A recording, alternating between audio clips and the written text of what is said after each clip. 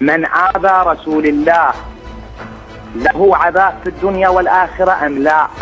بلى بلى؟ بلى إذا تعمد إيذاء النبي نعم له ذلك. سؤالك الآتي، سورة الأحزاب آية 56. نعم. إن الذين يؤذون الله ورسوله لعنهم الله في الدنيا والآخرة وأعد لهم عذابا مهينا. طيب. جيد؟ طيب. جيد.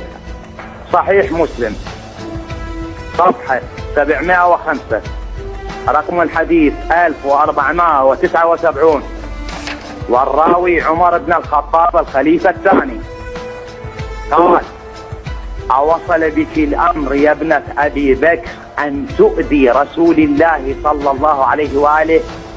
قالت: ما لك وما لي يا ابن الخطاب، عليك بعيبتك. ثم ذهب إلى حفصة وقال لها: أوصل بك الأمر أن تؤذي رسول الله صلى الله عليه وآله؟ والله إن رسول الله صلى الله عليه وآله لا يحبك ولولا لطلقك. هذا الأول. طيب شيخ الحبيب أبو محمد من العراق الذي حقيقة تفوه يعني بعبارات نحن نسمح لهم وتكليف أن